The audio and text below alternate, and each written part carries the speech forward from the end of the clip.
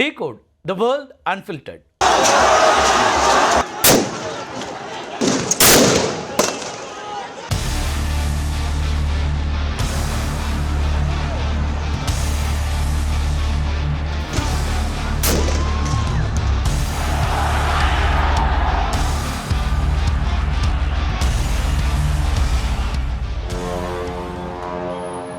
நேபாளத்தில் மீண்டும் ஒரு மாணவர் புரட்சி வெடிச்சிருக்குது. இந்த முறை சோஷியல் மீடியா முடக்கத்திற்காக தெருக்கள் இறங்கி இருக்கிறது ஜென்சி.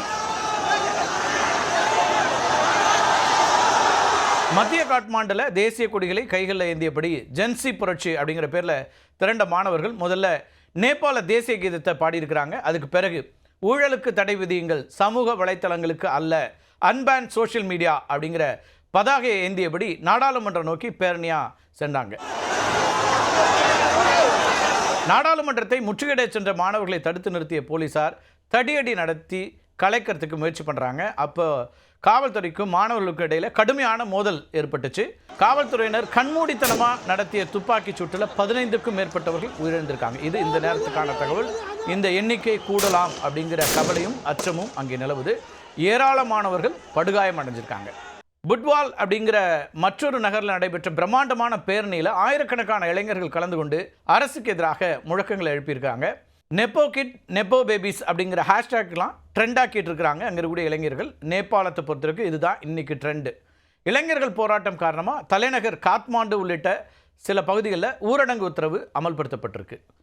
விபிஎன்ஸ், டிஎன்எஸ் அப்படின்னு ஆட்களை திரட்டி போராட்டம் நடத்துறதுக்கு பல வேலைகளை செஞ்சுருக்கிறாங்க எங்கே இருக்கக்கூடிய இளைஞர்கள். ஏன் இந்த போராட்டம், எங்கேருந்து இது தொடங்குது அப்படிங்கிற கேள்வியெல்லாம் அவங்களுக்கு எழலாம். அதை பற்றி விரிவாக டீகோட் பண்ண இருக்கிறோம். காட்மாண்டு மேயர் பலேந்திர ஷா அப்படிங்கிறவர் போராட்டத்திற்கு முதல் ஆளாக தன்னுடைய ஆதரவையும் கூட அளிச்சிருக்கிறார்.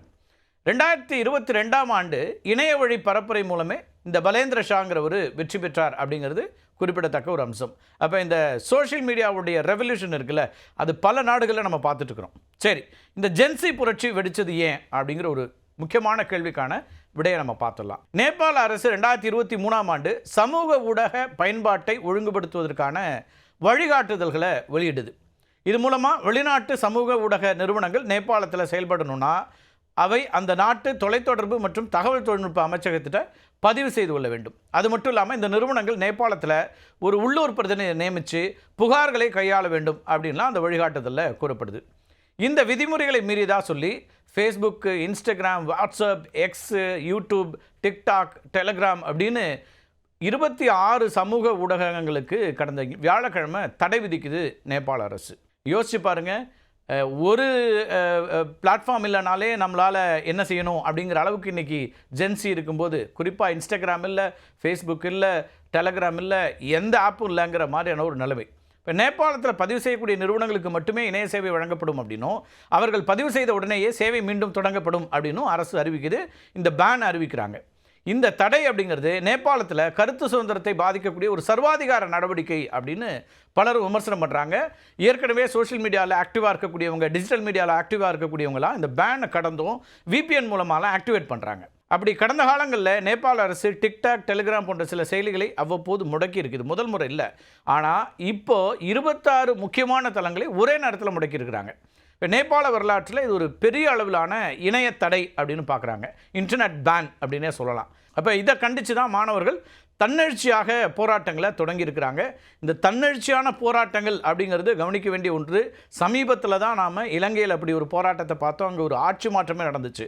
அங்கே அதிபர் வீட்டுக்கு போய் அதிபர் மாளிகையை முற்றுகையிட்டு அதிபர் மாளிகையிலேருந்து அதிபர் வெளியேறி வெளிநாட்டுக்கு செல்ல வேண்டிய ஒரு சூழலாம் ஏற்பட்டதை நம்ம பார்த்தோம். அதுவும் தன்னெழுச்சியாக நடந்த ஒரு போராட்டம் தான். அது ஒவ்வொரு நாளாக இந்த போராட்டத்தினுடைய வடிவம் மாறிக்கொண்டே இருந்துச்சு. தெருக்களில் வந்து போராட்டங்கள் நடத்துனாங்க. இது ஆனால் இணையதளத்தின் மூலமாக நடக்கக்கூடிய ஒரு பெரிய கேம்பெயின். அந்த கேம்பெயினுடைய விளைவாக தான் இது நடந்திருக்கு. வெறும் இணையதள முடக்கத்திற்கு எதிராக மட்டும் மாணவர்கள் போராட வரவில்லை.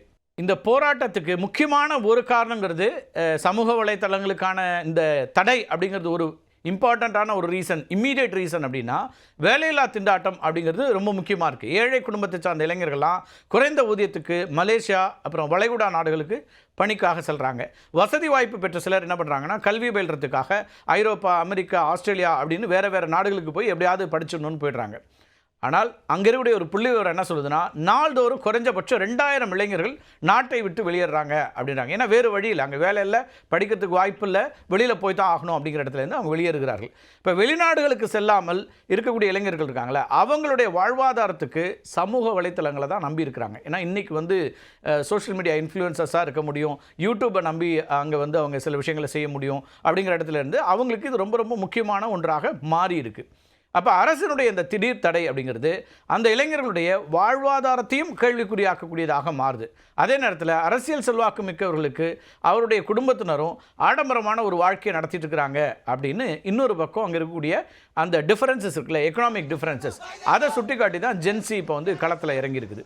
இந்த வேறுபாடு தான் ஜென்சி போராட்டத்தை இன்னும் வேகமாக்கியிருக்கு, தூண்டியிருக்குன்னே சொல்லலாம். நேபாளத்தில் ஊழல் அதிகரித்து விட்டது அப்படிங்கிறது போராட்டக்காரர்களுடைய மிக முக்கியமான ஒரு குற்றச்சாட்டு.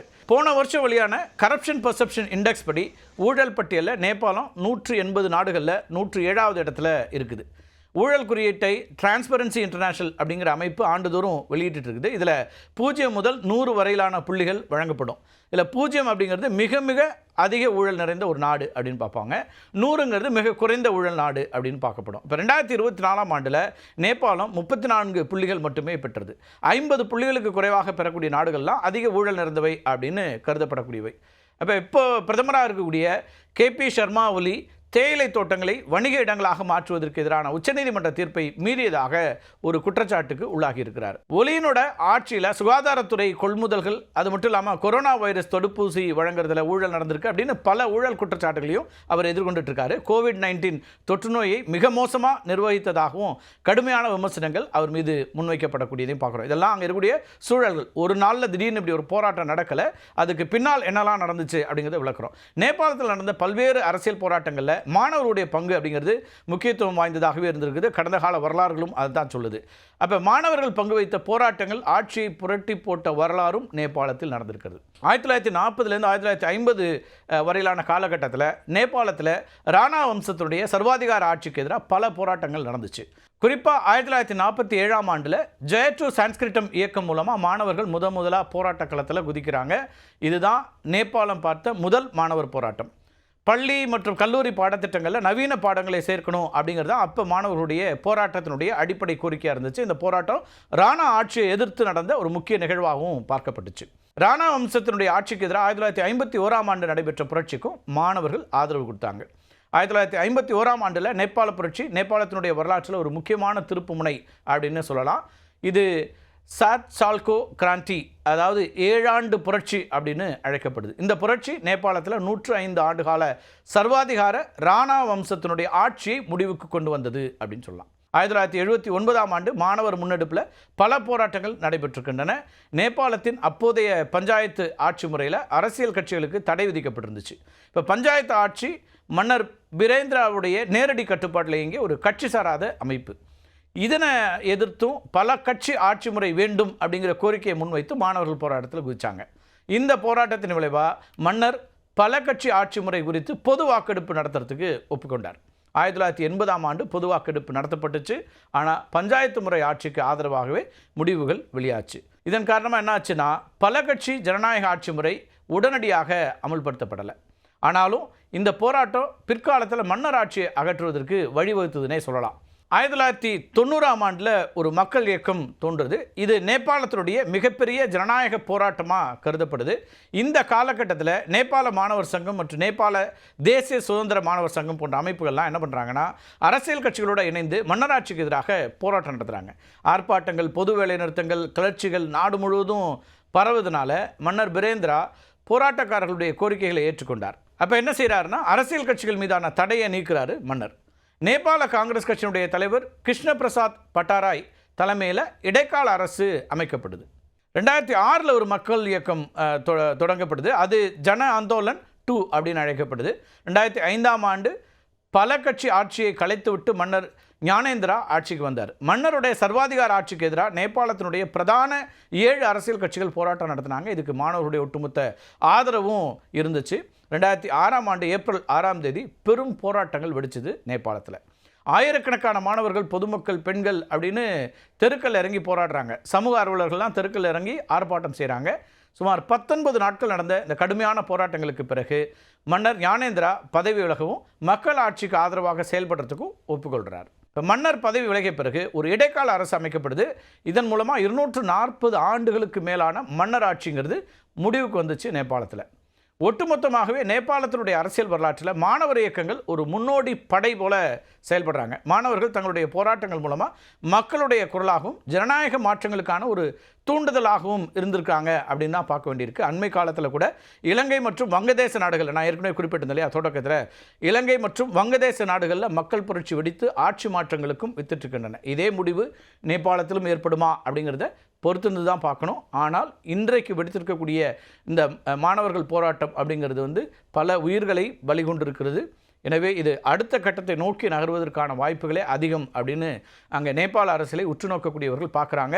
அண்டை நாடான நேபாளத்தில் நடக்கக்கூடிய நிகழ்வு அப்படிங்கிறதுனால இந்தியாவும் அதை உற்று நோக்கக்கூடிய ஒரு சூழலாக தான் இருக்குது. இது முக்கியமான ஒரு ஒரு நிலைன்னு பார்க்கணும். நம்முடைய அண்டை நாடுகளில் இது போன்ற ஒரு ரெஸ்ட்லெஸ்ஸாக இருக்கக்கூடிய ஒரு இடம் இருக்கு இல்லையா, அது இந்தியாவுக்குமே நல்லதில்லை. அண்டை நாடுகள் சுமூகமாக இருக்கக்கூடிய ஒரு சூழல் என்பது நமக்கும் நல்லது. நம்முடைய அண்டை நாடுகளாக இருக்கிற இலங்கை, பங்களாதேஷ், இப்போ நேபாளம் அப்படின்னு அங்கெல்லாம் மக்கள் புரட்சி வெடித்து ஆட்சி மாற்றங்கள் ஏற்படக்கூடிய அளவுக்கு அன்ரெஸ்டில் இருக்காங்க அப்படிங்கிறது நாமும் உற்று நோக்கக்கூடிய ஒரு முக்கியமான அம்சம் அப்படிங்கிறதுல மாற்றுக்கருத்து இல்லை. மீண்டும் ஒரு காணொலியை சந்திக்கலாம் நண்பர்களே. நன்றி, வணக்கம்.